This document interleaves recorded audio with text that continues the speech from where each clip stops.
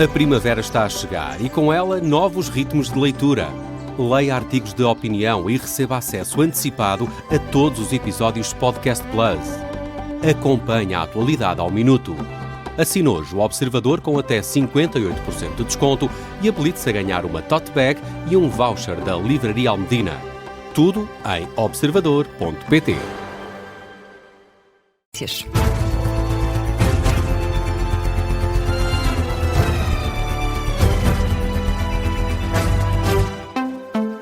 Jornal das 10, edição da jornalista Diana Rosa. E Diana, o presidente dos Estados Unidos promete não abrandar a guerra contra o Irão. Até que Teherão seja definitivamente derrotado, ainda que, por outro lado, Donald Trump acredita que neste momento o país tenha graves limitações militares. Em conjunto com os nossos parceiros israelitas, estamos a esmagar o inimigo num desfile de habilidade técnica e força militar. A capacidade de drone e mísseis do Irão está a ser completamente demolida. A marinha está desaparecida, está toda afundada no fundo do oceano. 46 barcos. Conseguem acreditar nisso? Os líderes terroristas desapareceram, ou estamos a contar os minutos até que eles desapareçam. Nós tínhamos líderes, eles desapareceram. Nós tínhamos novos líderes, eles desapareceram. Agora, ninguém tem ideia de quem são as pessoas que vão governar o país.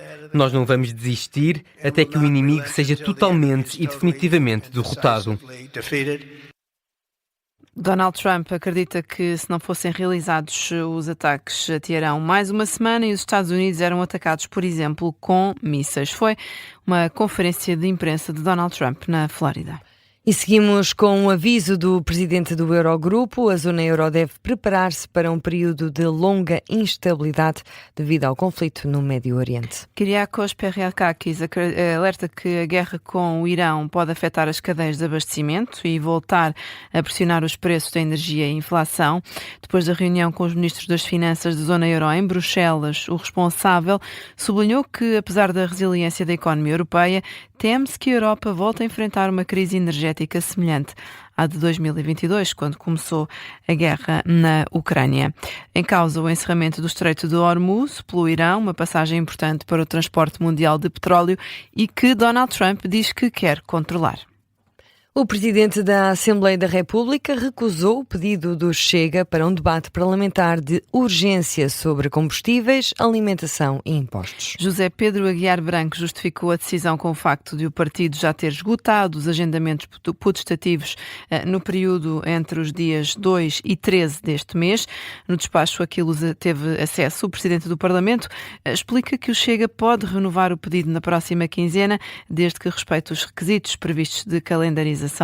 A nota sublinha que a recusa não se deve ao tema, mas apenas ao limite temporal imposto às iniciativas dos grupos parlamentares. E seguimos com as alterações à lei laboral. A UGT recusa a acusação feita pelo governo e pelos patrões, garante que não foi intransigente. A UGT foi acusada não só pelo Executivo, mas como também pelas confederações patronais, como disseste, Rita, de levar as negociações ao falhanço. O secretário-geral adjunto da União Geral de Trabalhadores, Sérgio Monte, responde e acusa o governo de faltar à verdade. O que a UGT disse hoje ao governo é que a proposta, tal como está, não é suscetível de permitir um acordo por parte da UGT. Acusar a UGT de intransigência é faltar à verdade, porque foi o próprio governo que referiu que já havia mais de 60 artigos que tinham sido consensualizados. É facto que, naquilo que diz respeito às chamadas traves mestras, esta expressão, eu permito usá-la, é uma expressão do governo, essas de facto não foram mexidas. Críticas não só ao governo, em resposta ao presidente da Confederação Empresarial de Portugal, Sérgio Monte diz que a CIP apresentou propostas que não permitem consensos, essas sim intransigentes. Retorquindo ao Sr. Presidente da CIP, dizer que à última hora, à 25ª hora, a CIP apresentou uma proposta que também, de tão maximalista que era, não permitiu, nem permitia consensos. Sérgio Monte acrescenta que, para a Central Sindical, as negociações não estão encerradas e que a decisão cabe ao Governo. De acordo com a Lusa, o Executivo promete realizar todos os esforços para que seja possível um acordo. Certo é que a Ministra do Trabalho tinha dado a indicação de que, se não houvesse acordo, iria enviar o anteprojeto do Governo para o Parlamento. E há partidos que já reagiram a esta falta de consenso. O PS considera mau sinal que não exista acordo sobre uma matéria tão estruturante como o Código de Trabalho. Aqui na Rádio Observador, o deputado socialista Paulo Lopes Silva avisa, no entanto, que são necessárias mudanças para que o diploma se receba luz verde. É um conjunto de matérias que de facto era importante resolver e que não vemos até agora que seja esse o objetivo fundamental. E portanto eu acho que é importante que o Governo prossiga esse diálogo e naturalmente o Partido Socialista tem que estar disponível para esse diálogo desse ponto de vista, mas se for para atingir estes objetivos e não outros. O Chega, na voz da deputada Marta Silva, tem uma posição semelhante, avisa que o Governo tem de mudar de atitude. Não rejeitamos uma reforma laboral em si, mas exigimos que ela seja negociada a sério, sem atacar direitos dos trabalhadores, sem penalizar a parentalidade, sem facilitar os tais despedimentos de forma encapotada, não é? O Chega está mais próximo da ideia de que a lei do trabalho pode e deve ser modernizada. Pelo partido do Governo, o deputado do PSD, Paulo Marcelo, sublinha que, apesar da falta de entendimento, a reforma laboral é para manter. O Governo não deixará de apresentar ao Parlamento um projeto que permita ir ao encontro dessa necessidade de aumentar a produtividade e dar mais condições às empresas para serem produtivas. Já agora deixe-me chamar aqui a atenção. O Presidente António José Seguro hoje falou de crescimento económico. Isso é um sinal muito importante. PSD, Chega e PS no Explicador, aqui na Rádio Observador, depois do falhanço das negociações sobre o pacote laboral. Marcelo Rebelo de Sousa marcou presença no velório de Nuno Moraes Sarmento na Basílica da Estrela, em Lisboa.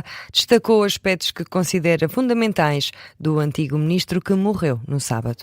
Tinha 65 anos. O agora ex-presidente da República lembra as qualidades intelectuais de Nuno Moraes Sarmento. Vamos ouvir aqui Marcelo Rebelo de Sousa. Era superiormente inteligente, era superiormente brilhante, era superiormente competente para os lugares todos que fez. No partido, na política, na advocacia, em tudo, onde realmente esteve, na Fundação Luso-Americana. A saúde foi sempre um combate toda a vida, ou de muitas décadas de vida. Combateu e várias vezes ganhou, e depois, no momento último, não ganhou, mas deixa um vazio enorme em todos nós. Marcelo Rebelo de Sousa, no velório do social-democrata Moraes Sarmento. São agora 10h07. Que outras notícias marcam a atualidade?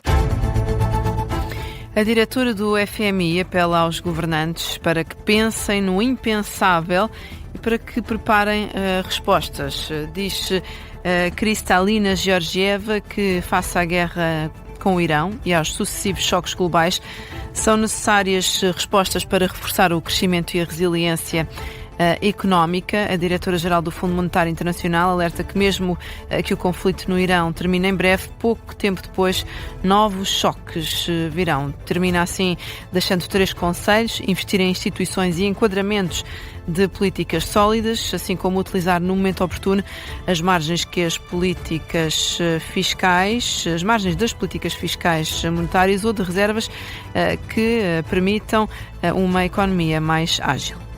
O número de acidentes de avião diminuiu no ano passado, mas o número de mortes aumentou em comparação a 2024. O aumento da mortalidade deve-se principalmente a 2 acidentes na Índia e nos Estados Unidos. Os dados foram hoje publicados pela Associação Internacional de Transporte Aéreo. De acordo com a IATA, no ano passado a taxa de acidentes aéreos foi de cerca de 1,3 por cada milhão de voos, ou seja, um acidente a cada 750 mil voos.